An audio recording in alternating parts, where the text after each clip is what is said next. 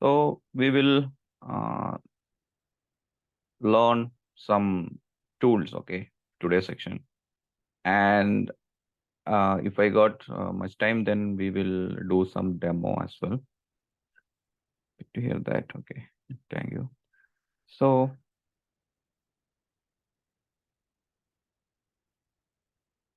you are familiar with some tools. I mean, you heard some names, DevOps tools, right?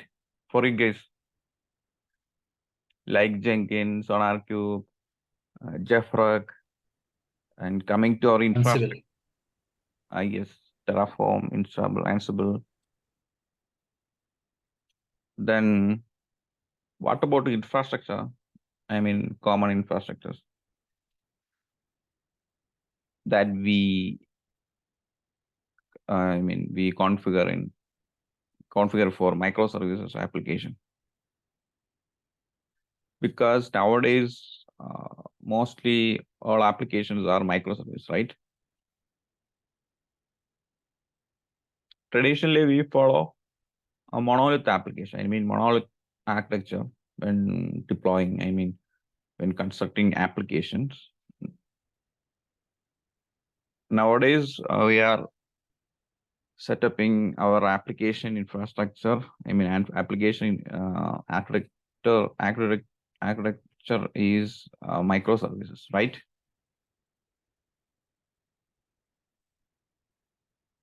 That's why we are using infrastructures as containers, container orchestrator, like that.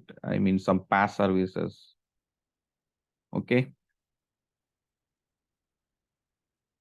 So you have the basics concept, right?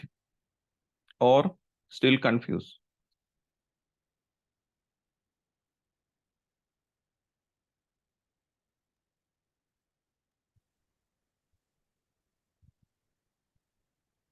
I think whatever was taught so far, so I think we have some idea about it, sir.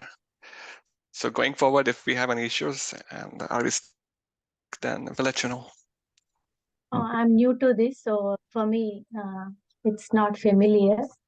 Maybe once we start the theory. okay. Yeah, all right. So okay. You choose to learn DevOps and you are concentrating on DevOps related jobs, right? And you are still searching these types of jobs, right? That's why you are joined Guru School, right? Yes. Yes, sir. Yes. So, Yes. okay, then what is DevOps in your perspective? Is that a job role or any life cycle?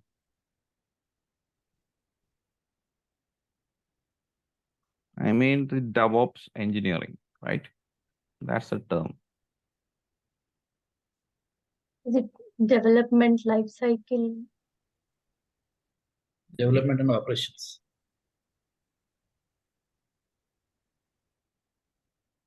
Right. The explanation of what is DevOps, not the full form, or that's the integration two parts, right? Right. The developer and the operation team. Okay.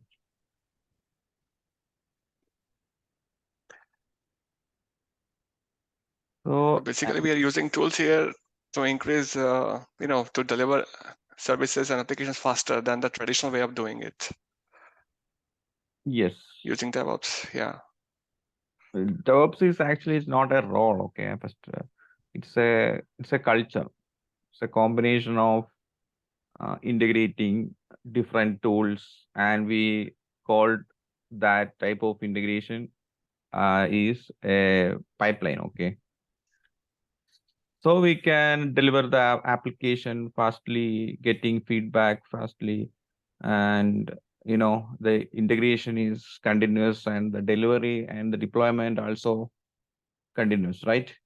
For example, any code there, it will automatically, the CI part is automatically fetch the code and build the code, test the code, and release the code.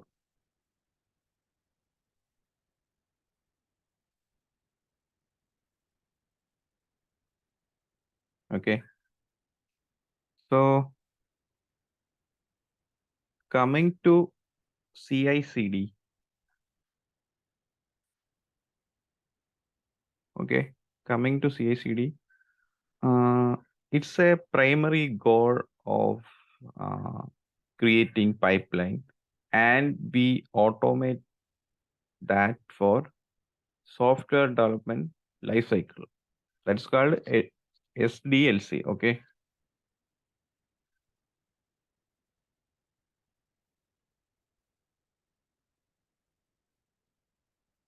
And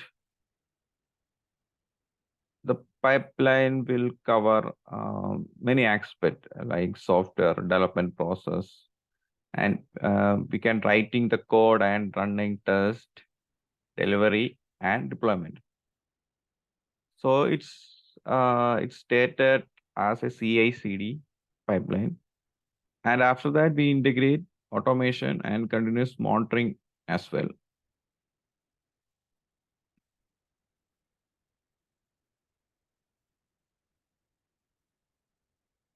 So coming to pipeline, there are different stages, right? You heard about stages. Yes. Okay. Stage one. Then what is the stage one? Maybe CI, continuous integration. Yes. Yeah. I mean, the first stage is we need the source, right? Version control. Yeah. It's included in, yeah. Source is our first stage. Okay. That belongs in our version control system, means any GitHub or Bitbucket, yeah, GitLab. Okay. Then the next one is we got the source. Okay. Then the next thing is what? We have the raw codes. Integration. No, I will draw the full entire working workflow. So you will get more clarity. Compile and build. Right.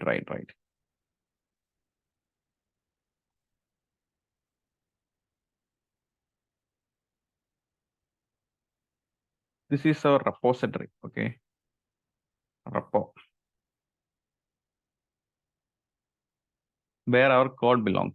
It may be GitHub. That's all up to the project. Okay. Or Bitbucket.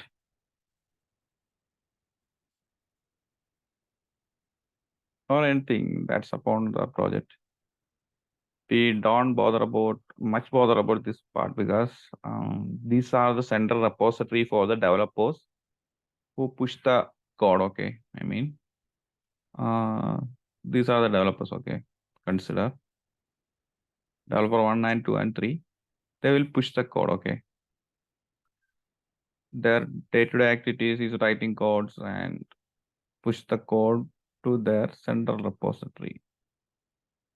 The repository is in cloud. Okay. For example, this is for LinkedIn. Sorry, Instagram.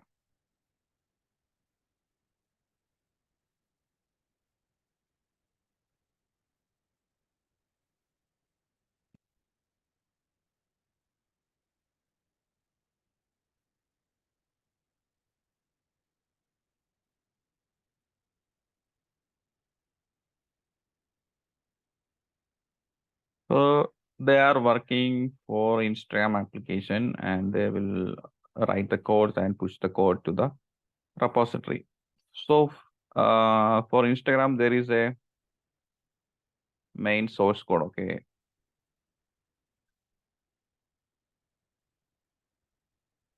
Main source code.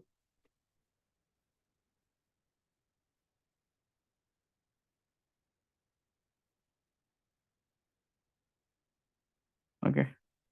So So the codes are here, okay. The next thing is integrate that repository with our DevOps tools, okay. For example, from this part is mostly belongs to DevOps team, okay. I mean, sorry, the development team. So we can call it as dev part.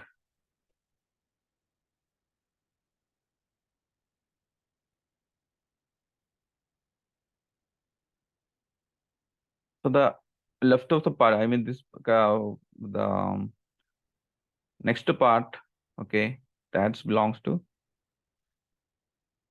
which part, which team? I mean operation team, right? IT operation or infrastructure, right?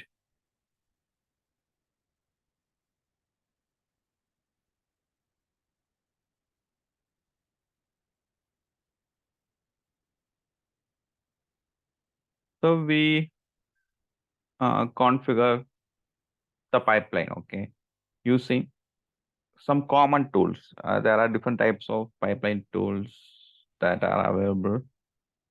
The pipeline tools are common pipeline, third-party pipeline tool is one is Jenkins to Azure pipeline, that's related to Azure DevOps.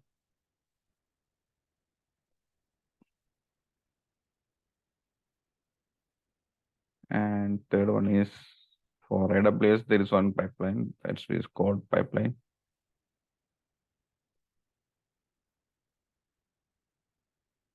And some other third-party pipeline like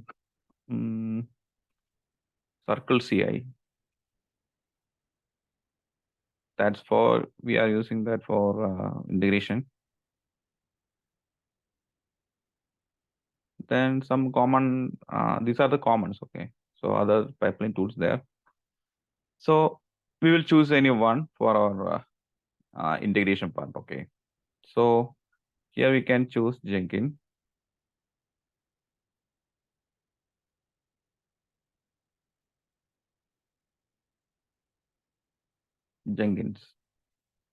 So this Jenkins where we install, in our case, we can consider this is in a EC2. Okay. Got it. Just assume that we install Jenkins in a EC2 and configure the Jenkins. After that, we will create a service connection. I mean, we need to talk with our repository, right? To getting the code.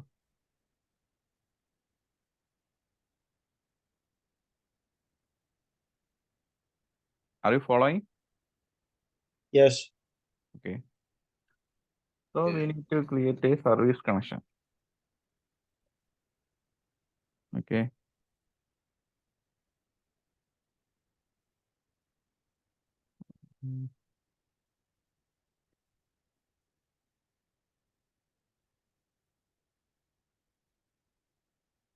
Service connection and related thing that for getting the code. Okay. So in Jenkins, after we configure Jenkins with the repository, we will provide some information of our codes, which repository that belongs, the authentication credential of GitHub. So many things we need to create in Jenkins. Okay.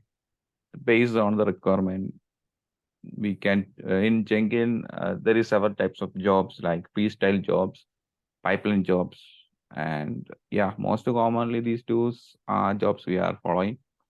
And in that job we will specify the what are the things that we need for our integration. So we provide all the information in Jenkins. Okay.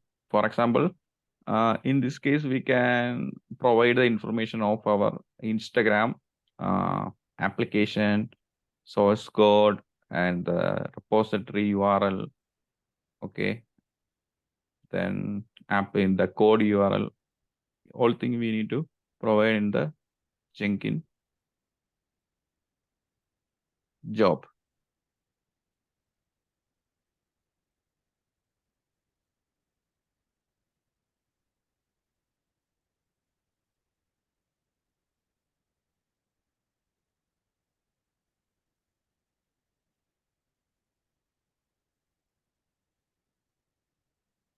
Okay. So what are the things will Jenkins do in this case after we integrate? The Jenkins job is to build the job. Okay.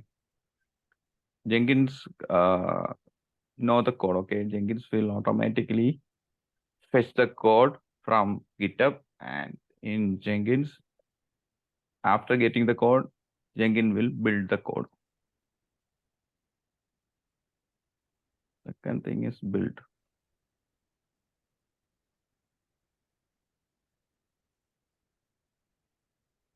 And what is the next stage after build?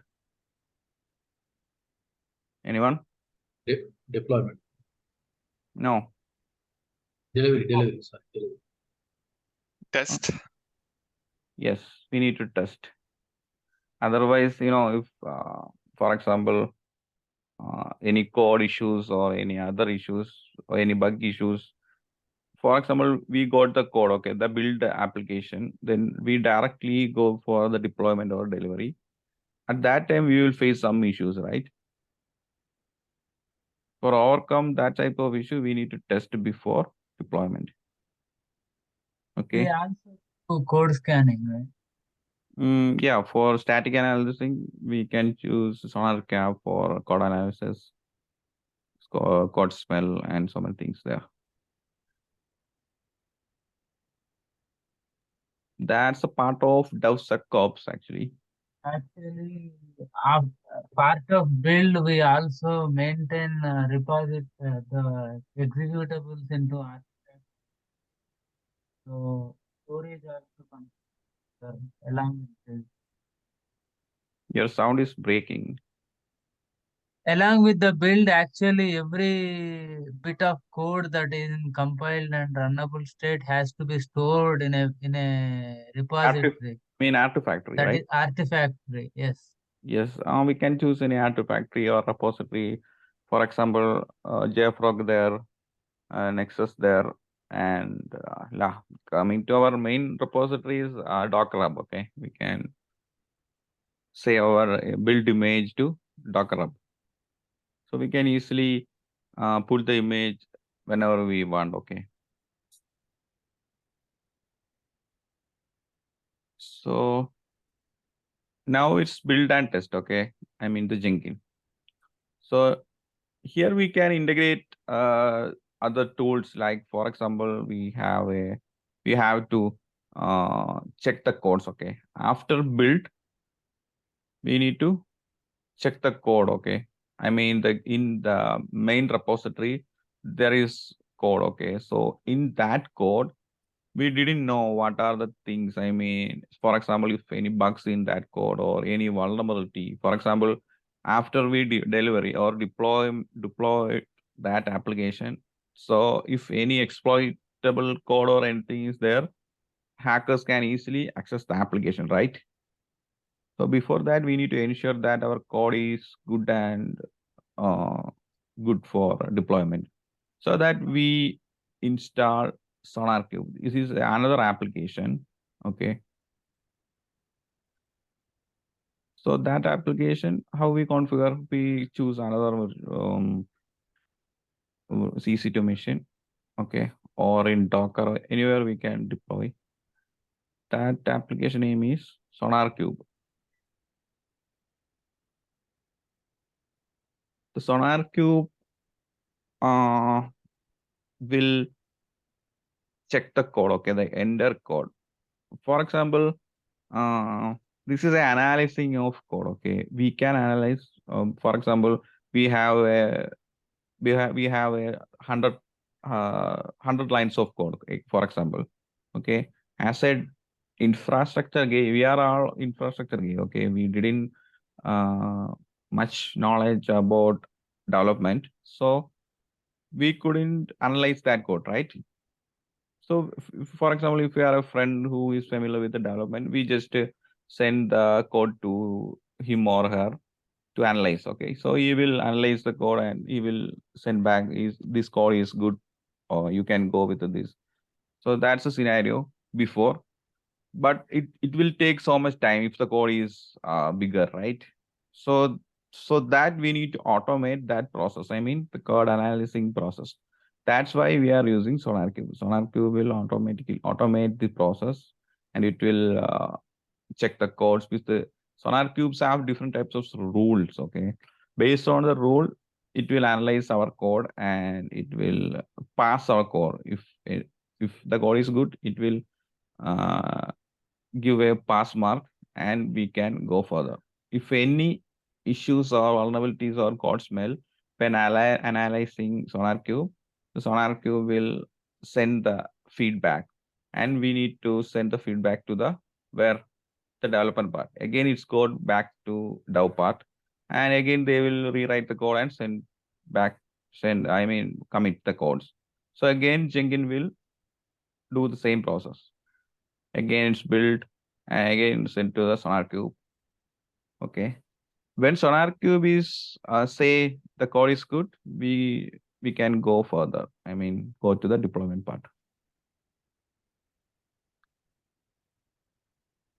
Got it? Any doubt or confusion?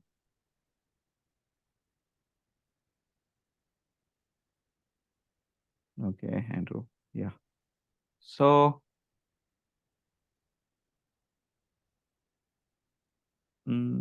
now here we can add a repository. Okay.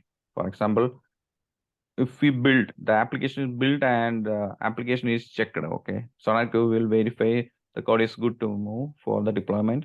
So in that case, we can save our build image. Okay, with some repository. Okay.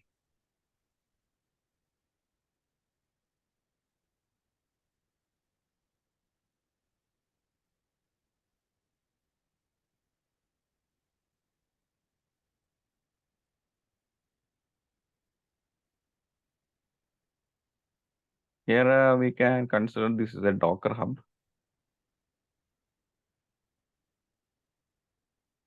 Docker Hub, Docker Hub. Docker Hub is a central repository for storing Docker images. Okay.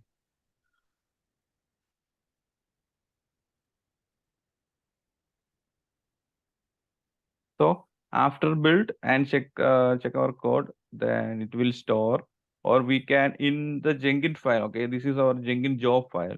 In that file, we specify all things. Okay, for example, in Jenkins file, we create different stages. The first stage is getting the code from GitHub. Then the second stage is to send the code to SonarQube to check the code analysis check.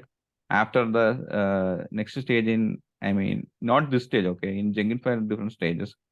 And the third stage is push the code, push the build image to Docker Hub. And like that, we create different stage. After the last stage, maybe deploy to our infrastructure. Got it? So we push the code to Jenkins. Okay, that was consider this is our first stage is getting the code from GitHub. All thing we specify in our Jenkins, okay, Jenkins configuration. The second stage is push, analyzing, okay, code analyzing. So the Jenkins know what are the steps that we given to the Jenkins. So Jenkins will automatically do the entire thing. Got it? And the third stage is if everything is right, then push the code to GitHub. Sorry, not GitHub, Docker Hub. We can choose any other Artifactory, okay, like here, like JFrog or Nexus. I mean, Artifactory third-party application there. Docker Hub is also third-party. Or even our on, I mean, our providers, cloud providers, Artifactory is there, Azure Artifactory, like that, Artifactory there. That's all up to the requirement. So don't worry about different scenario, because if we know any scenario, we can implement that to the project scenario, no issue. I mean, the project scenario means if we allocate for any project, we can go through that. So if everything is right, okay, I mean, to push the image to Docker Hub, we can put delivery or deployment. What is the difference between continuous? Okay, there is two terms, like in continuous delivery. CD part are different two scenario CD. One is continuous delivery.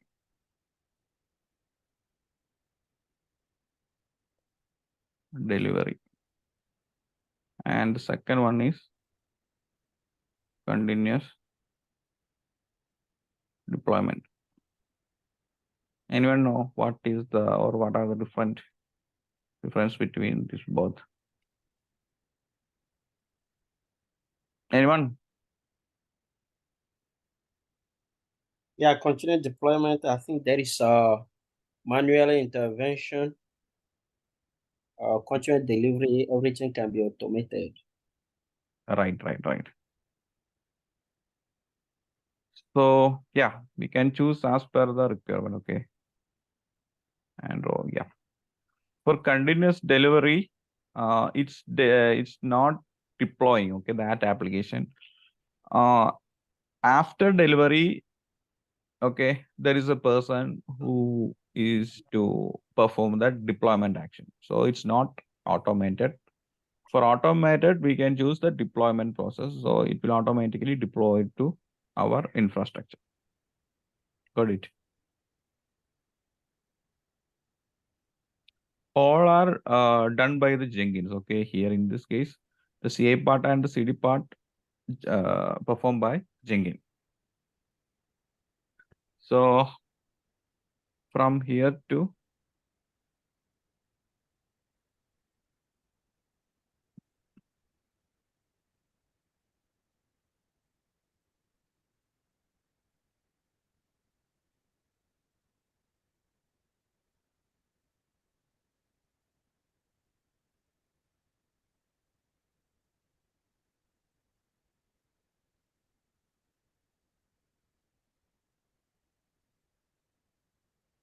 so consider this part is called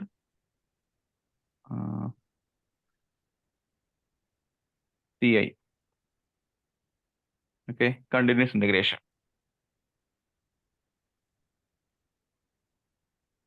And this part from here to here, CD.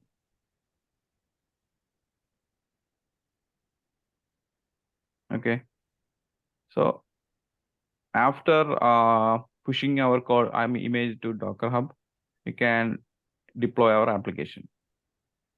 So the infrastructure, this is the deployment infrastructure. Okay. This may be a VM.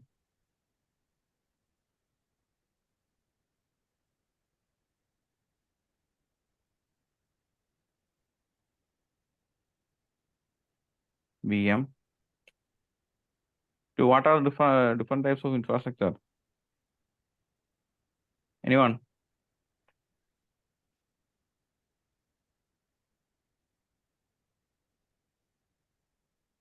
Anyone? The deployment infrastructure can be cloud-based instances. That is VM virtual machine, right? Next one. Where we deploy our application? Web servers are platforms. I mean the infrastructure. Nowadays we are deploying our applications. Containers, you mean to say? Right. Containers. Then Third one.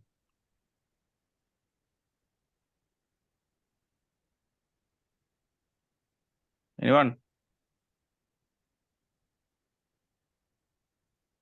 Kubernetes. Right? And some other pass-based. People use OpenShift. I mean, Sorry? are you talking about container management software like OpenShift? Yes, OpenShift is like Kubernetes, orchestrator, container orchestrator.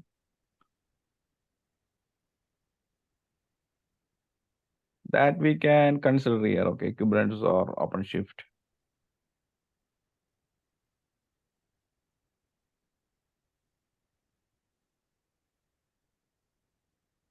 Then the fourth one is PaaS-based, some platform as a service, okay.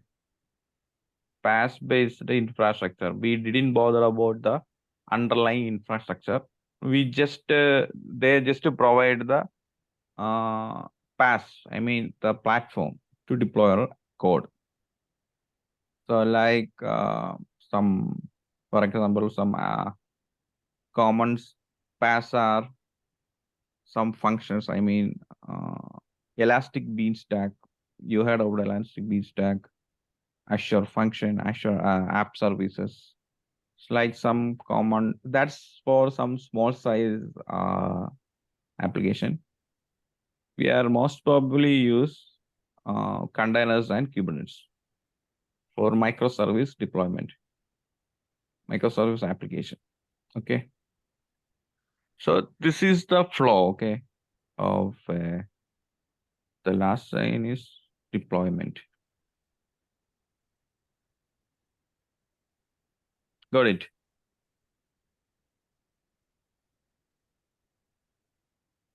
Anyone have any doubt? We will go through each tools, okay. So after knowing each one, you will get more idea. Now it's maybe confused for someone, or yeah, got it.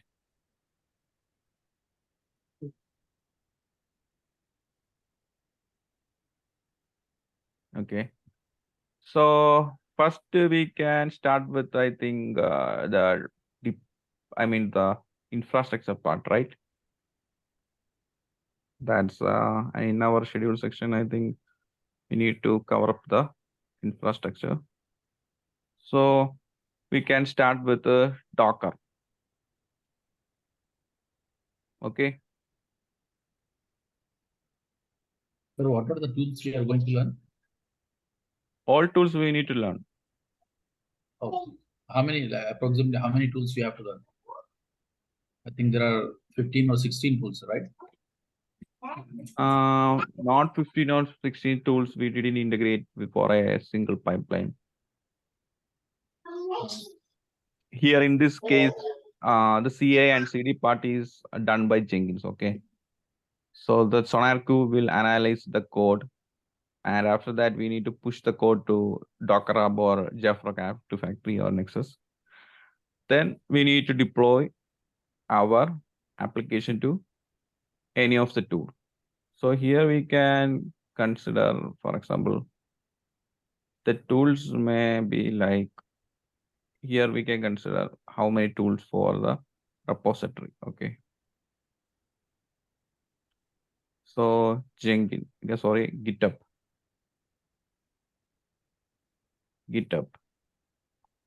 Bitbucket, and GitLab. So here is 3 tools, right? So we can consider single one, okay. So we choose this one. So coming to Jenkins, here also different pipeline tools there. You can see Jenkins, Azure Pipeline, Code Pipeline, CA Pipeline. Okay, we can choose Jenkins, right? So we can all the like other pipelines, as you're saying, Azure Pipeline, Code Pipeline, Circle CI. So all are similar from each yes. other? If we, for example, if we learn a single pipeline, we have know the things. I mean, how the how the workflow happen in the pipeline and all things. So basically, it's similar for coming to other pipelines. So you will get more idea about when we go through the lab section. And don't worry about that. Okay, sir. Thank you. Okay. Yeah, same for the deployment part. Okay. I mean, here also so many tools there, JFrog, Nexus. So we didn't integrate all things because we are going with a specific one. Okay. In the for Sonar, there is another one application. I didn't know the thing. It's yeah. Okay. So before that, we need to these are the pipeline and the integration. I mean other integration things. We thorough look on this part actually. Containers, any container orchestrator. These are the you know, the kings in our DevOps. Then yeah, Jenkins is most popular one. That's why I'm choosing Jenkins. And not Jenkins and Azure pipeline is the most one. Because if the infrastructure, I mean the companies follow Azure DevOps, they will most probably using Azure pipeline. And coming to AWS, there is less thing in code pipeline because most of the AWS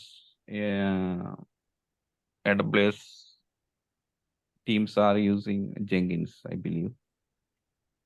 And for the GitHub part, I mean the repository part, we don't bother about, we just integrate that part. Then everything is same for say different scenario. Both are same. I mean these stages, okay. Source, build, test, deployment. Got it?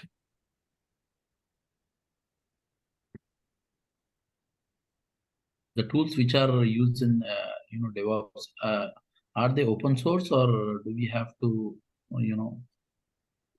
Yeah, buy or something? these are the open for the GitHub. It's not open source. The company will pay for the account and the users, how many users need to access, all things are related to that because here 3 different developers. Okay, so each of them have their own GitHub account and they push the code. That's paid service. GitHub. Then coming to Jenkins, it's purely open source. SonarQube open source. Docker Hub is our repository. So then containers, Kubernetes is open source. Container is open source. I mean Docker. Yeah, but we need to pay because we are doing this in the underlying infrastructure, right?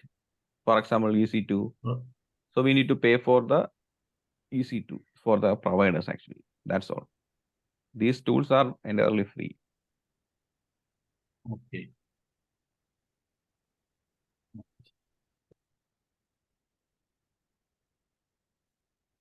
So Terraform and Ansible comes under which stage? Yes. Terraform and Ansible we can integrate here or anywhere. Okay. I mean, for example, the deployment part. We can add Ansible in front of the deployment part. So the Ansible will automatically do the things.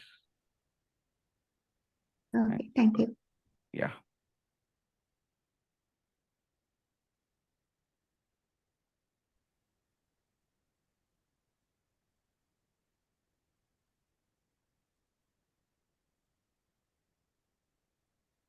Hello. Yeah. Yeah, I would like to know what are the teams or the environments of DevOps inside the company? Like we have developers, we have the production team, and every time they ask for like monitoring, like I don't know if you can give me a little bit explanation on those teams. Okay, I will explain. Consider this is the development team. Yes. I mean the first part. These are the development, Mhm. and these are the infrastructure. That's why I mentioned here, okay, dev part and the infrastructure or IT operation part. These two part. For product, you mean production, right? Or product team? Production. Yeah. Yeah, production. We can. You mean product or production? As what I know, it's like a production team, like those who handle with the Kubernetes and Yes, the other. that's all here. This is called production. I mean deployed infra. This part is called production or prod.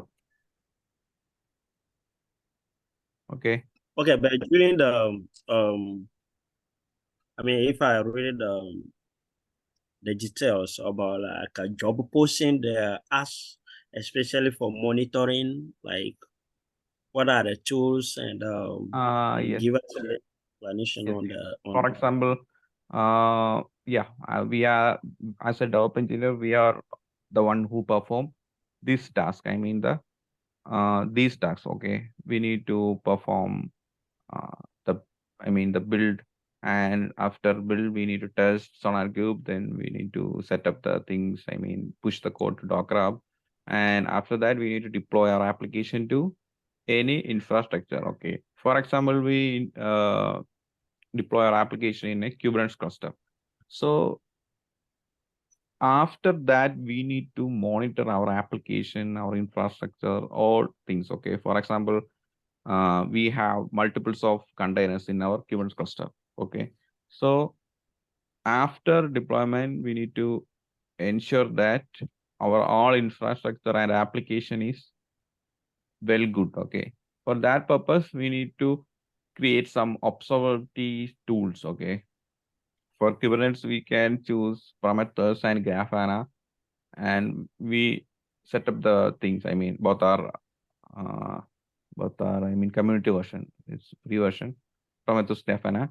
So in Grafana dashboard, we can onboard our entire thing. Infrastructure, application, and all thing we can see in our Grafana dashboard. We onboard these things in our Grafana. After, we need to create alert based on our requirement. For example, we have different nodes in our Kubernetes cluster. If any node exceed CPU utilization above 80% or 90%, we need to get a trigger. Okay.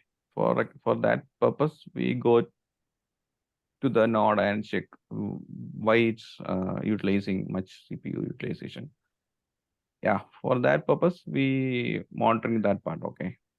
I include that thing in our section in observability. You can see that Grafana, Prometheus, and I include one more thing, Datadog.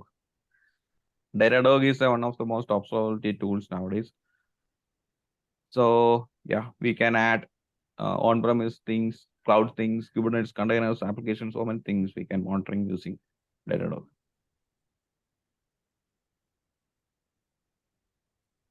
Okay. Yeah, you got the point, right? Yes. Okay, that's the you mean the monitoring part is the another part. Okay, that is under the observabilities. Okay. Thank you. Okay, yeah. Oh.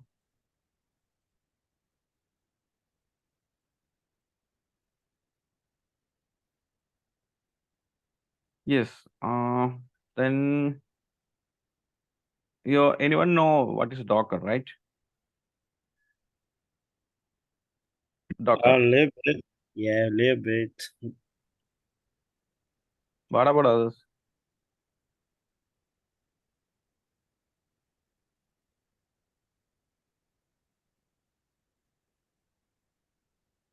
Anyone? No idea, sir.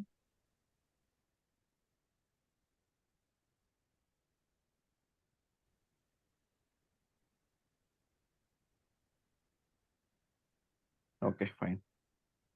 So if we didn't know Docker, we need to learn what are the things we are using before Docker, right?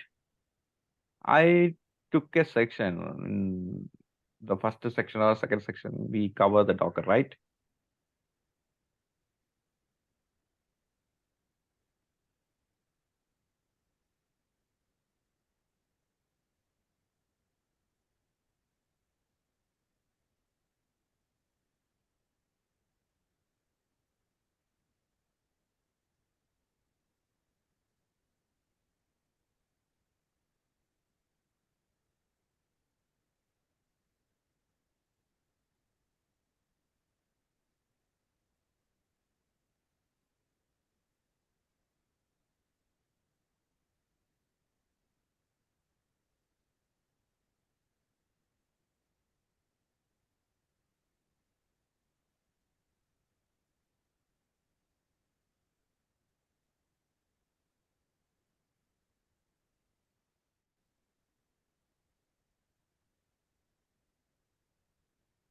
This is the traditional way of application deployment, okay?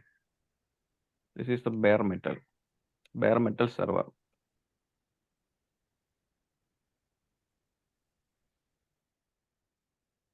And in top of the bare metal, which tool we are using or used?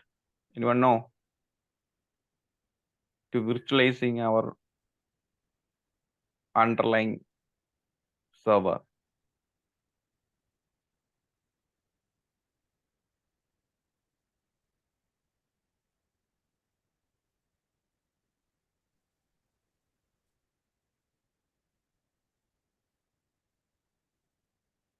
Hypervisor, right?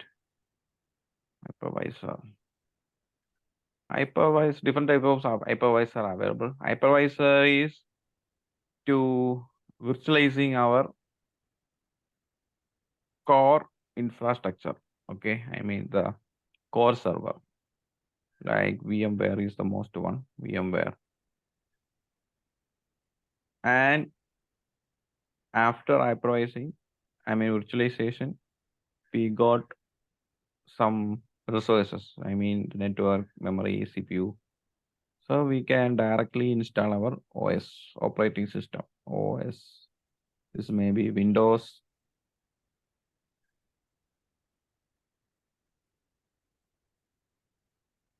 Linux,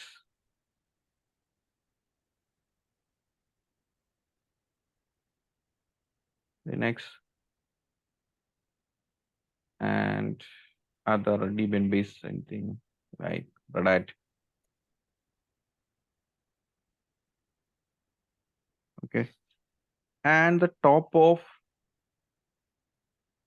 each OS, we deploy application, app 1, app 2, app 3. Got it. So this is the way we deploy application before Docker or Docker orchestrator or anything like that. So we purchase a bare metal machine. This is a bare metal, okay, server. And the top of the server, we couldn't directly install any OS, okay, because that OS will take all the resources.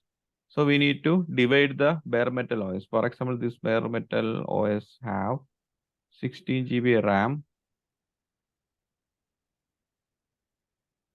and 6 core CPU. These are the resources, okay. And storage, they have some storage like 1 TB storage. And network also, network. So here the bare metal have this much resources. So using the hypervisor, we divide the resources and share to each operating system, right? And the top of each operating system, we deploy the application. right? This is the traditional way, okay? And here the main problem is to run an application, for run a single application or multiple application. In this case, okay, for this, in this case, to run a single application, we are installing a entire OS, operating system. This entire operating system have so many processes and other system related, you know, applications. For example, here Windows machine, okay, we consider Windows machine. So Windows machine, so many applications and processors, okay. But for running our single application, that application only needs some binaries and dependencies, or some prerequisite things for running an application. For that case, we install a entire operating system and utilizing so much memory and core, so many things. So that's not a good way, because we couldn't utilize our resources. Okay. The same scenario for the OS here and here. Now you got the point.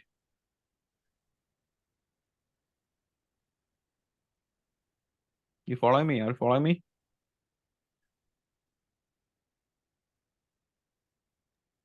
Yes, sorry.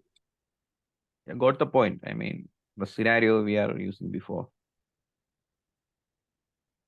Otherwise, we are jump to Docker, it will confuse. That's why I'm.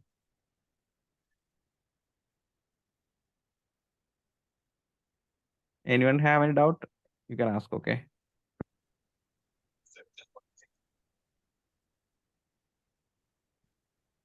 Bare metal.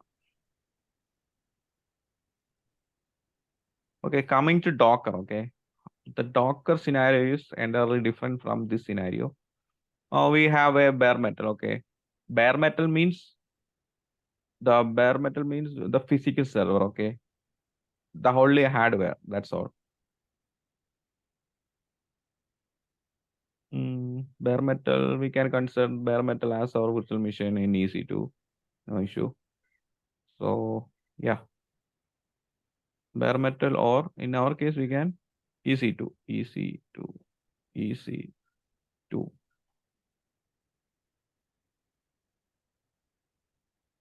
Okay. And the top of the machine, this is considered as server, okay.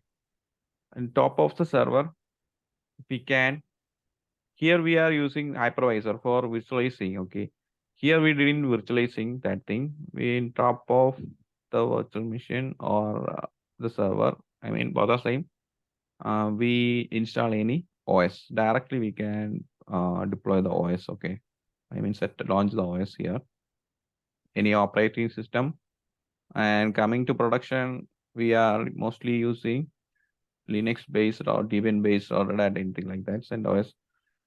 And the top of, we installed Linux, okay. For example, in our case, we configure a EC2, I mean powerful EC2, and we at the time we select the image Linux, okay.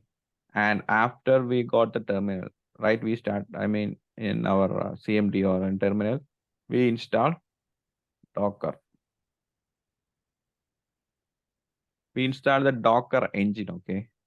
Not Docker, Docker engine. Docker engine. And the top of Docker engine, we can directly deploy our application. App 1, App 2, App 3, App 4. Okay. These are our apps. App 1, App 2, like that, okay. So these are called what? These boxes are called what? Containers, right? Right. These are called containers. Here we have 4 containers. Okay, consider container 1, container 2, container 3, and 4. So running this application, hello?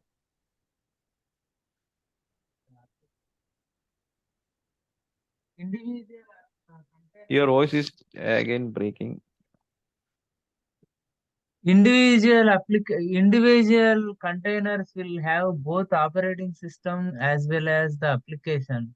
So I did not understand why you are showing Linux between Docker engine and bare metal. Each container is platform independent. It will have its own container can run anywhere because it already has a operating system necessary to run the application also. Okay, then I will show you one scenario. Okay.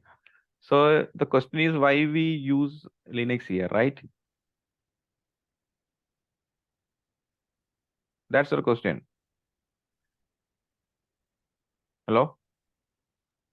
I think you mean to say the OpenShift instead of Linux. I think it should be OpenShift because that is the container orchestration than operating system, because container itself will have OS in it. Yes, right. I didn't go the orchestration side. I mean, I am in now Docker actually, not going to Kubernetes or OpenShift. Now we are on Docker. After we go to container, okay, why we choose orchestrator? Before that, we need to learn the Docker part and the container part. This is the container part. I mean the Docker scenario. Okay. For running a Docker engine, we have any application, I mean any OS. So I am here choosing Linux, right? First, I am choosing one machine to run my container application. So I need a underlying infrastructure. The infrastructure have CPU, memory, and storage, network, that parts. Okay. So this is a bare metal. Consider this as a bare metal, no hardware, no only hardware. So how can I directly install Docker engine in top of the hardware? We have a application level, I mean the OS level layer. Okay. So in top of the EC2, I mean the server, we need to install any OS. I am here install the Linux, right? And top of the Linux, we can directly install Docker or Docker engine. So we have a Docker CLI, Docker daemon. So top of the Docker, we can directly deploy our containerized application using Dockerfile or Docker Compose. Got it?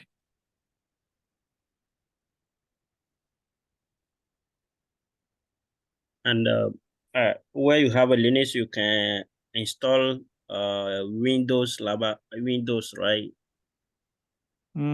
I told you previously, because coming to production environment or coming to DevOps, we are mostly using Linux based. Linux. Yeah, Yes. even this is CentOS or Linux, Red Hat.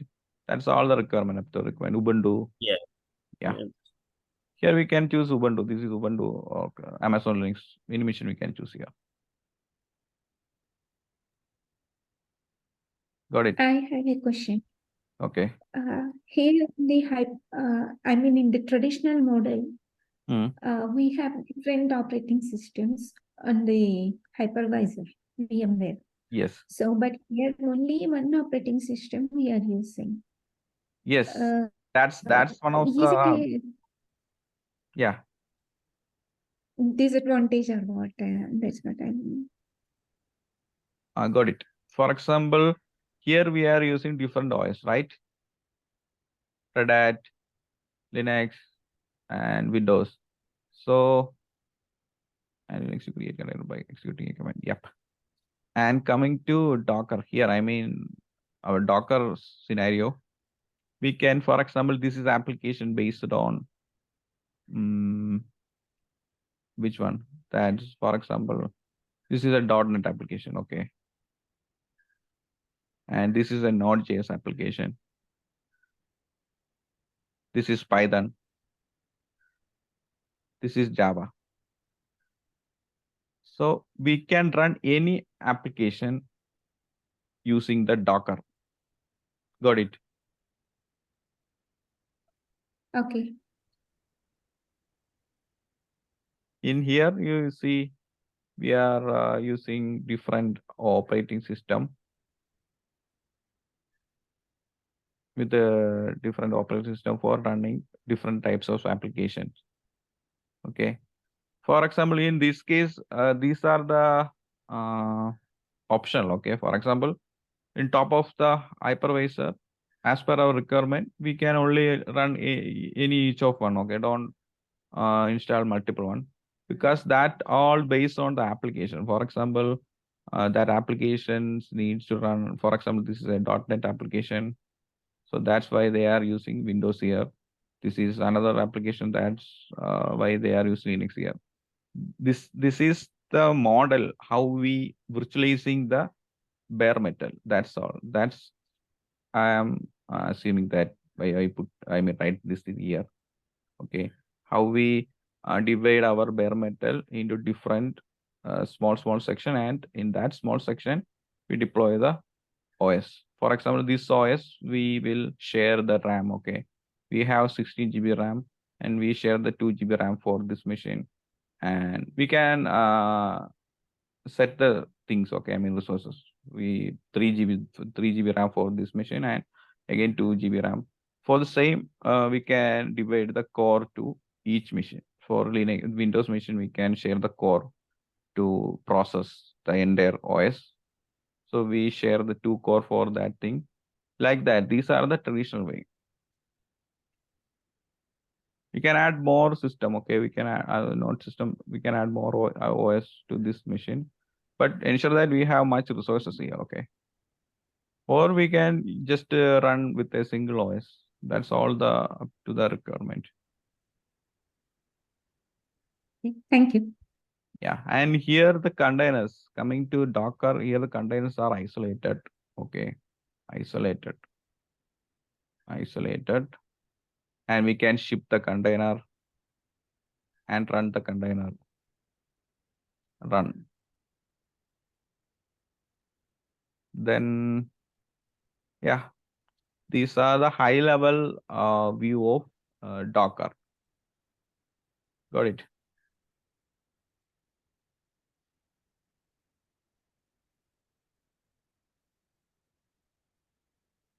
And coming to production environment, okay, assuming this is a production environment, and coming to production environment, we have multiple containers. Okay,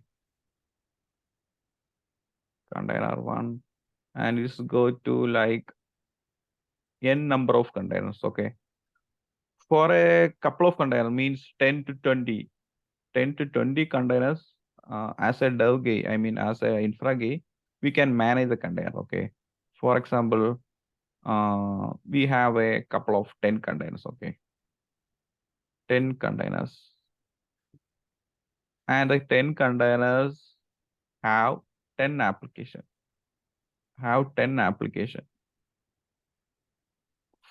For coming to container scenario, we need to. So basically, what is a container?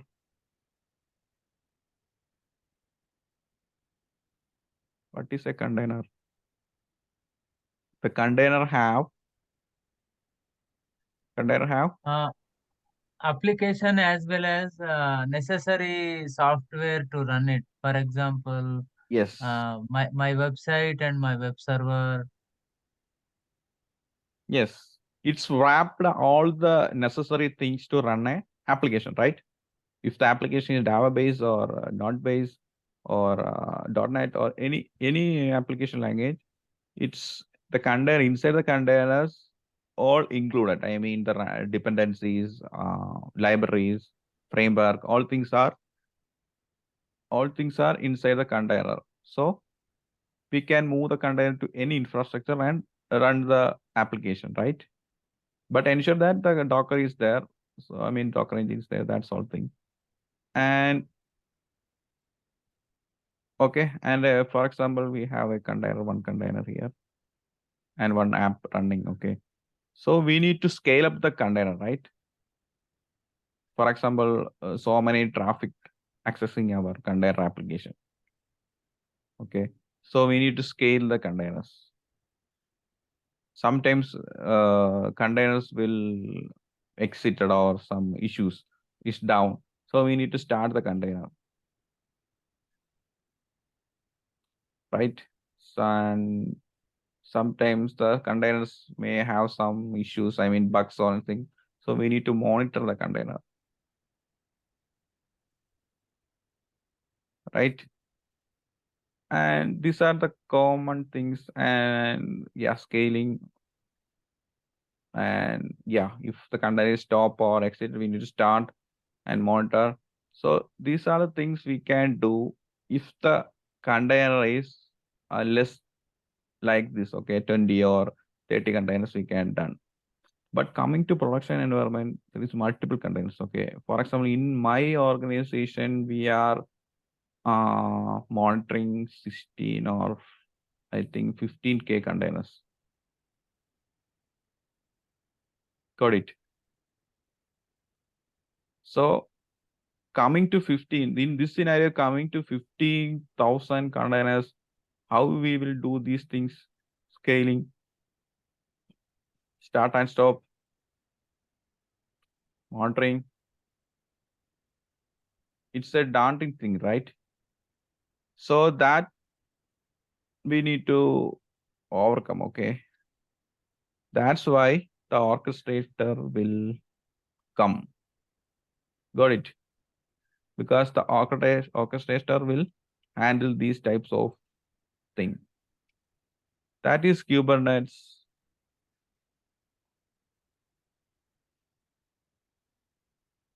Build there. Okay.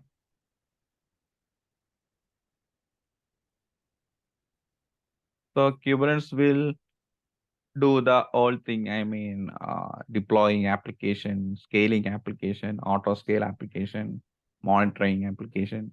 So entire thing will handle by Kubernetes. We didn't bother about that types of things. For example, if any container is down, the Kubernetes will automatically start the container and monitor the containers. All things that done by the Kubernetes. Got it? So what is Kubernetes? What is Kubernetes? It's just an orchestrating to orchestra, Yes. right? It's a orchestrator. It's a container orchestrator, right? Container orchestrator. To orchestrate our containers. So this is a Kubernetes cluster. We called as Kubernetes cluster, okay? The cluster have different parts. This is we called as K8, okay? K8s. K8s means this is the K and this is the S. Inside the K and S, there is 8 alphabet. 1, 2, 3, 4, 5, 6, 7, 8, right? That's we called K8. So coming to this is a cluster, okay? I will explain the architecture of Kubernetes cluster. Okay. So there is two part.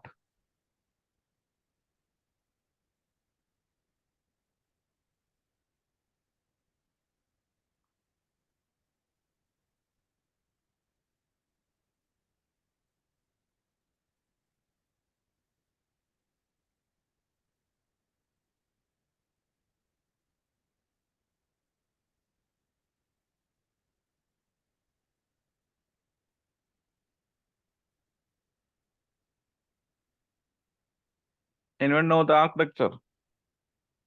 The component of Kubernetes.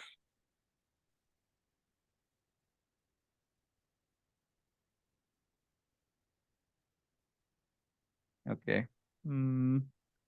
This part is called master. And this one is worker. Okay. So this is the master part and this is the worker part. This is the Kubernetes architecture, and so many components are in each part.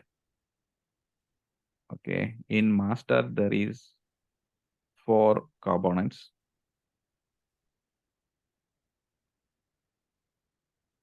In worker part,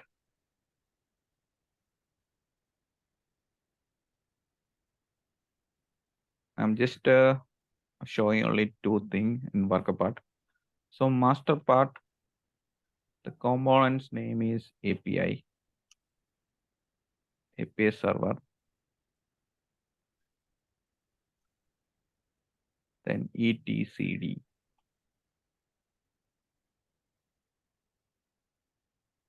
controller. In interview section, you need to explain if the interviewer asks what is the architecture and what's the components, what are the components of Kubernetes. So these are the things we need to explain. Controller. And coming to worker part, here I am just included 2 node. Okay, these are node 1 and this is node 2. So what is node?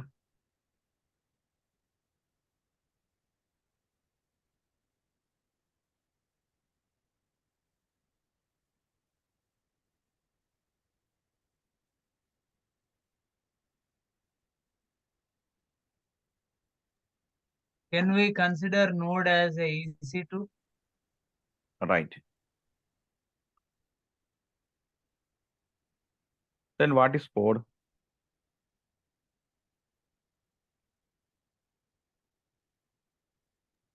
Or it can be like Pod is the sorry, image. go ahead. Or it can be like the build the image from the Docker. Yes. You mean image? Yeah, like a build image coming from Docker. Okay. Then what is container inside the pod? It's a messy thing, right? Container. I'm just shortening like C1. Okay, that's called container 1. Container 1 again.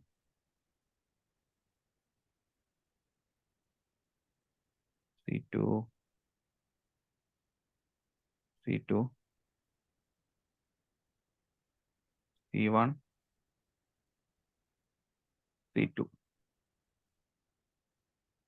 Okay, this is the high level architecture of Kubernetes, and this is considered as a Kubernetes cluster, a single cluster. Got it? Sorry. Oh, sorry. Okay. This is a single cluster. The cluster have a master part and a worker part. And coming to master part, there is 4 components. The components are API server, etcd, controller. Oh, I missed one thing.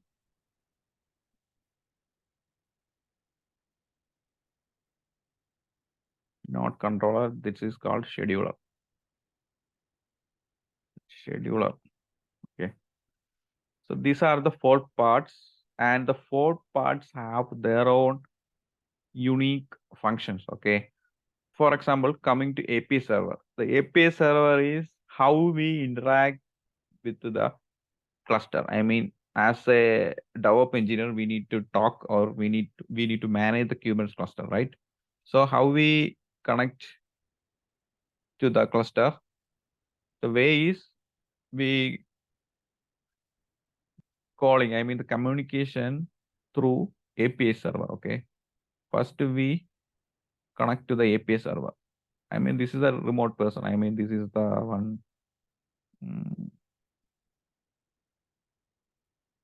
Okay, this is a dev team, okay? I'm sorry, the develop team. So we are the one who access the cluster via API server. The API server will authenticate and send the details, and we can manage the entire Kubernetes cluster using a command line interface called Kubernetes CTL or kubectl. This package, I mean this CTL, we need to install in our local machine, and we need to integrate our Kubernetes cluster with the appropriate credential. So we will get a connection from our local machine to the Kubernetes cluster that we deploy in anywhere in cloud or on-premise anything. And we can manage using the kubectl command. Okay. So the next thing is etcd. etcd is like a database, a small size database that store the Kubernetes, I mean the node details. For example, here we can consider, here we have a container, a pod, a node, again another pod, another node and pod. Okay, this is I didn't mention. This is pod 1 and this is pod 2. Okay, these are the details we need to store, right? I mean the how many nodes are there, how many containers there. This is just a small example, okay, container. In real scenario, we deploy different types of pod, like n type of pod, n type of containers, okay? So that all we need to store, right? So it's all happen in the etcd. etcd is a key value store, like, I mean, storing the details of the worker nodes, okay? So coming to etcd, we couldn't see because the API server will manage all things. We didn't much bother about the master side, but when any issues, then we need to dig the API server, that things, okay? And the controller and scheduler will manage the, for example, I'm a DevOps engineer, okay? I need to deploy one application inside the Kubernetes cluster. So first I am using kubectl command in our local machine, and I mean, I'm open a PowerShell and authenticate the provide or authenticate with the Kubernetes cluster. And after that, I am using kubectl command. Okay. For example, I need to show some node, how many nodes are in my cluster. So I can, using the kubectl command, get node. Okay. That's a command to show the node detail. So the same way I need to deploy some application. So I need to use the same kubectl command, and like, so I'm just talking with the API server. Okay. I need to, in API server, I am saying that I need to deploy application. So the API server will verify, but Can I stop you once here? I have a question. Yep. In last 4-5 classes, when we created EC2s, basically that is nothing but we are creating workers or nodes, right? Yes. No. That Now, when we creating EC2 in AWS, that's all our compute. I mean, compute engine. Consider that as a virtual machine. okay. Don't compare that. I mean, here I will explain here Oh, node. Okay. Yeah. okay. Good to know. Okay. So here the API server, I am talking with the API server that I need to install, I mean to deploy application. So the API server will talk with the etcd, okay, that to verify that how many nodes are there. So etcd knows how many node here, how many nodes are healthy to deploy our application. So many things are etcd will do the things, and the controller will manage the thing, I mean the deployment process. Then go to the scheduler. Okay, scheduler will schedule the deployment part here. So scheduler will, it's a like a queue. You can say like a queue system. So here the API server knows everything is done because we have a node to deployment, we have a pod, all things, I mean the resources are done. Then our package will send it to the API server to the scheduler, and the scheduler will push the code to, I mean push the things to the node. So the node will create the pod and contain all things. All things we are included in our file. I mean, there is a file we need to push to this Kubernetes cluster. Different types of, that's all a YAML file. Okay. You heard about YAML. So deployment.yaml, we need to create deployment. Deployment means, for example, we need to deploy application. So we need to create the entire application details, not the code, application version, application. Yeah, that all we need to discuss later. Okay, don't bother about now.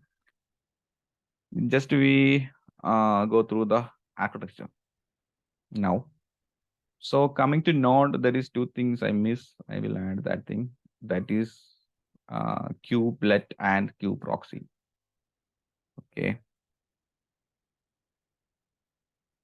In node, okay, in node, kubelet and kubeproxy.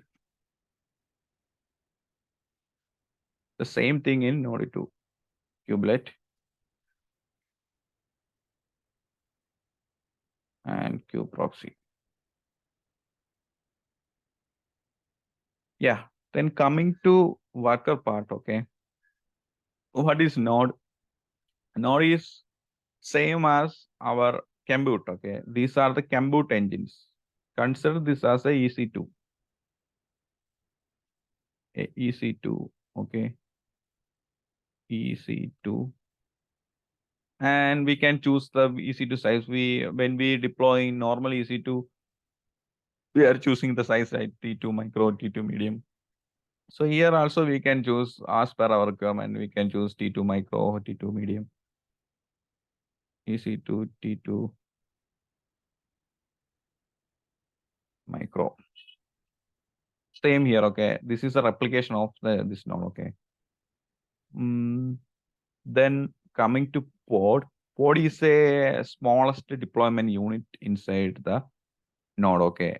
Actually, the Kubernetes only talk with the pods, okay, not talk with directly with the containers. That's why we are creating a pod, okay. Inside the pod, we are creating containers. Inside the container, we are deploying our application. Got it?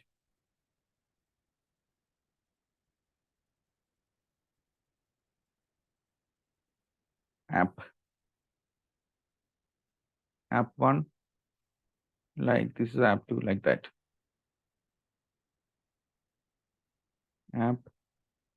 App. Why is 3?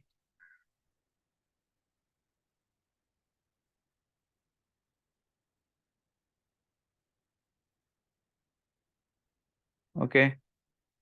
And how the worker will talk with the master via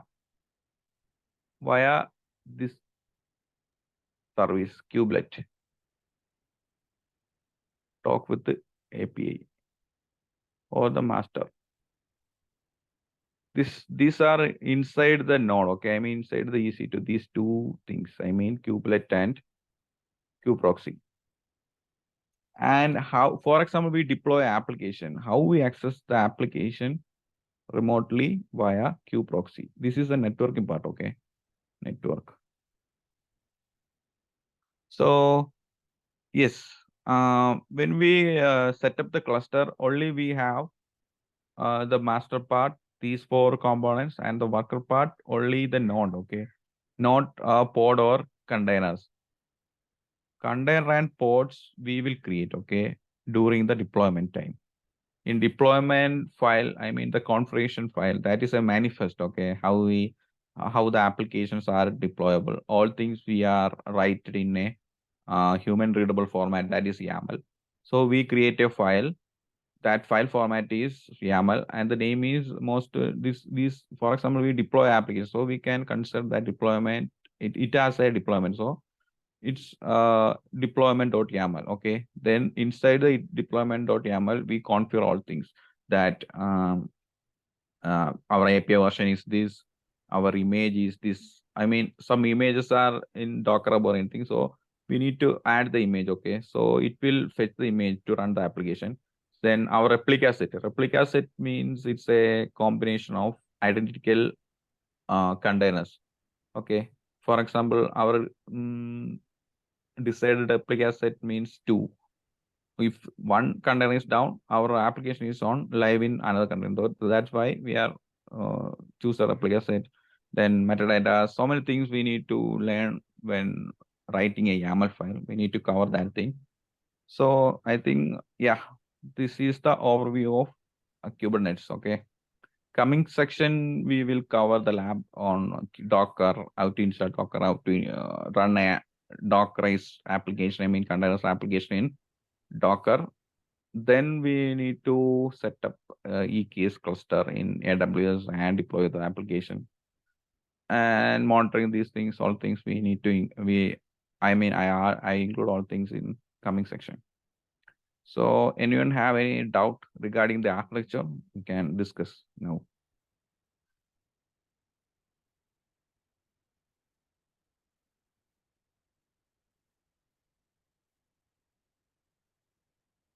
Anyone? All clear or?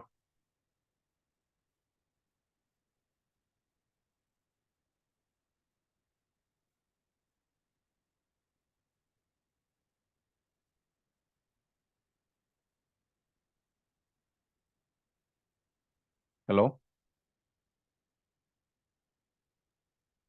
Yeah, I'm fine, sir. Yeah, yes, sir. Okay, what about others?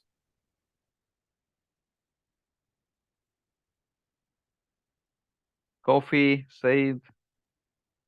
Yeah, you said inside the container we install the application, right?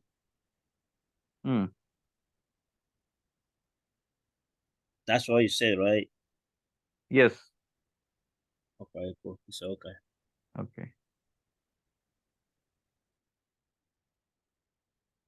I think all are good, right? Yes, it's okay for me. Yeah, just keep in mind this is the architecture because we are coming to command line. Don't confuse, okay? I mean the node, pod, containers, all things. Got it? What can be the interview question on this architecture? Interview question maybe like explain the architecture of Kubernetes. And sometimes it's a workflow. They include workflow like that. I face the same question for some interviews. I mean, explain the architecture and the components. The whole thing we have to explain or Yes. okay. Yeah, it's nothing. New now I think it's confused, right? I mean, node, pod, C1, enemy container, and again the app, right? Yeah. Yeah, so many things in one place. Not, no, it's not a big thing. I mean, these are our easy to like our easy to machine. I mean, the computer, like it's a computer. That's the computer have its own memory, networking part, and CPU. Okay. Then we just share the things to each one. Okay. We segregate the thing. I mean, creating a pod. Okay. And inside the pod, we creating our application. That application runs in a container. That's all.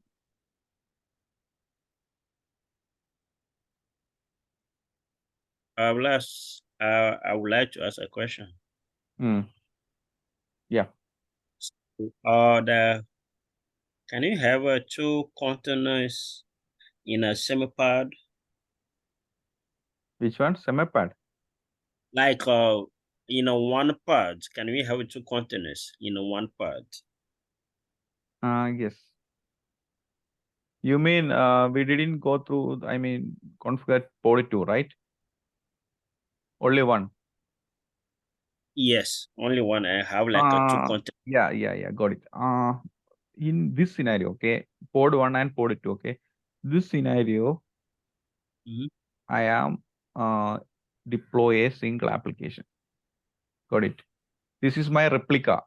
I mean, there is one replica of my application. There is two replicas of my application instances. That is called, Okay. if one pod is down, my application that- is exist in this pod. I mean, this is same. I mean, this is same application in both container. Consider that thing. Okay. That's why we Okay. keep replica set. In this case, replica set is 2. I see. I understand. Got it.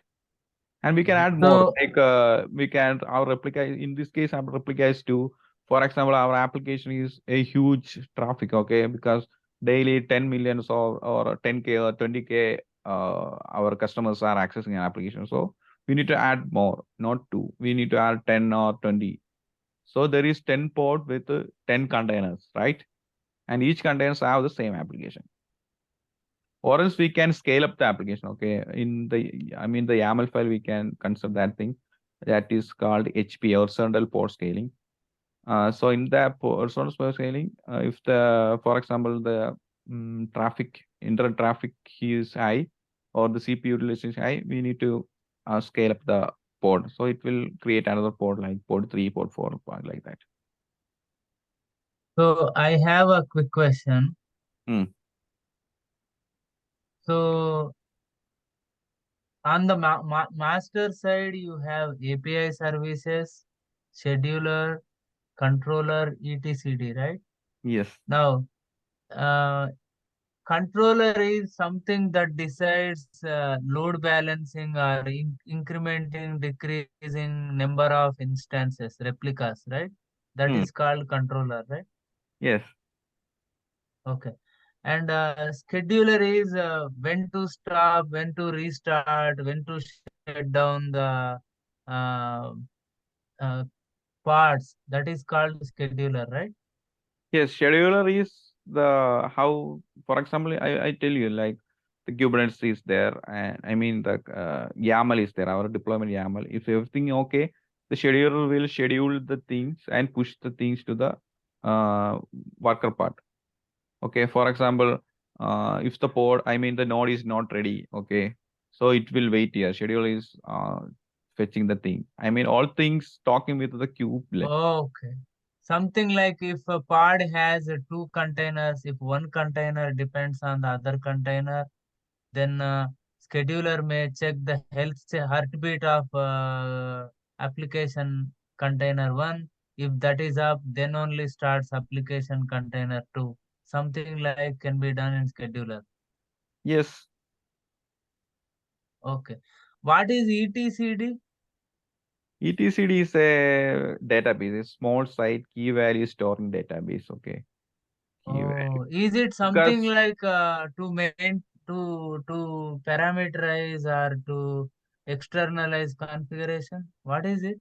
etcd? etcd is a inbuilt service in master side. It's a data, consider it's a database, okay. A small size database. That database include all details of, for example, here one node, okay. In database that store in, there is one node.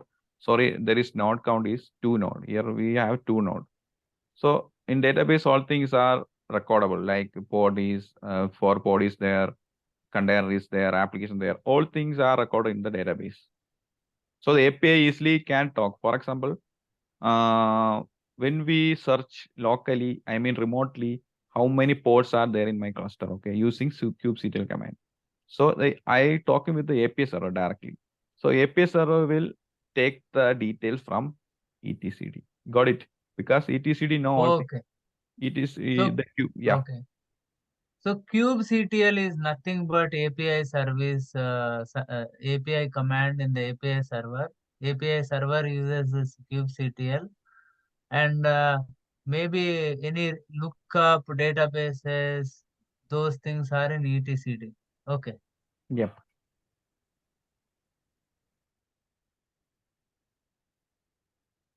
I have a question. Hmm. Like, if there is any heavy traffic in the application one, then those containers need to scale out. So here in this case, parts are scaling or container is scaling. What is scaling exactly here? Pod. Because Pod, right? because the master parts only talk with the pod, okay, not directly. I mean, there is no connection with the container. That's why we create a pod. So they can, I mean, the master part can manage pods. Inside the pod, okay, inside a pod, we deploy the container. We can deploy much containers, container 2, container 3 in a single pod. But a best practice, we can keep a single container in a single pod. So when And it is if scaled out scale, to if it scale, yeah, if scale means the pod is scale actually with the container. along with the containers, Yes. whatever For example, here pod 1 and pod 2 have same application, and the requirement is yeah, the traffic is high. Okay, then it will automatically create another pod with the same container. Then it's like it look like pod 3 and container 3 like that, and the applications. Okay. Yeah. Understood. Thank you. It's all we mentioned in the YAML file.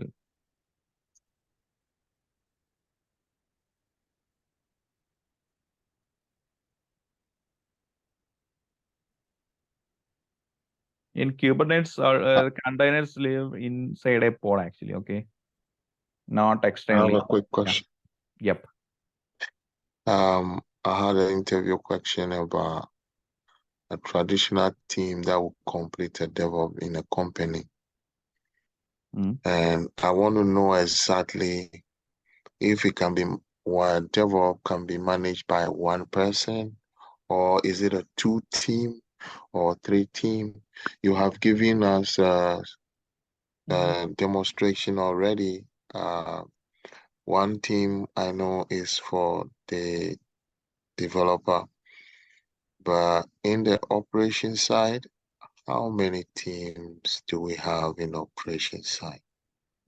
That's all based on the company actually. The companies, it's all depends on Yeah. the company size, the project. I mean, is that a big project or small project, and it's a MNC or a startup company. It's all we can consider the company. For my case, I'm working in MNC, so in my team, there is a DevOps lead. Okay, under the DevOps lead have much experience, like 8 or 10 years experience, and under the DevOps lead there is 3-4 DevOps engineers.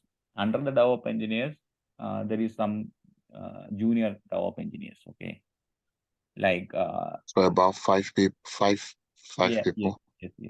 The one who support the DevOps teams are the junior DevOps engineers. They have less experience, 1 or 2 years experience. For DevOps, 4 to 5 years experience, DevOps engineers, like that. And yeah, that's the scenario. Thank you. So the support team, the support DevOps, junior DevOps, what junior DevOps day-to-day activity For the does junior in the DevOps, office? right? Yeah, junior DevOps. They are the one who monitoring this. I mean, the entire infrastructure. We have different types of monitoring tools. They will monitoring, and some tasks there to perform the junior team. I mean, some basic tasks like, for example, if the pipeline is not running, so they are the one who manage monitoring that thing. And if they can handle the thing, they can handle. If they can't, then they escalate to us. I mean, the DevOps, the DevOps engineers. So we will handle that thing. Yeah. All right. Thank you. So now with this Kubernetes architecture that you just gave us, now you have a master and then you have a worker nodes. So how would you differentiate the master and the worker nodes? What is going to differentiate them when you on the architecture, on the infrastructure, sorry. The differentiate means we have two parts. The master part are the one who manage the worker part. Okay, I mean the managing the nodes, the pods, the containers, application, all things. And if we need to deploy any application, then first we need to talk with the master part, I mean the API server. Then we can go through each components like etcd, component scheduler. And the master part, actually the master part will deploying our file, I mean our state file, I mean our YAML file. So in the worker nodes, we are not going to have our YAML file also? No, actually the work the scheduler will schedule the full ender package to the From master to the worker nodes. Okay.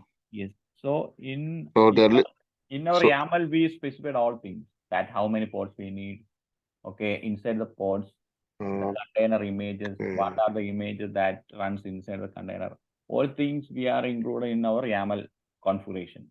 So the same thing will happen in our infrastructure through the master. So that means the deployment will be in master, and then when you set your replica, it goes to the worker nodes. Yep. Thank you. Yeah. So anyone have any doubt? I think we are exceeding the time. That is too late, right? We are enjoying it. Yeah, if there's any point, we can wind up, right? Yes. Okay. Yes. Thank you very much. Okay. Tomorrow, next section, we need to do the lab, okay, for the same. Okay, bye. Bye all. Bye, sir.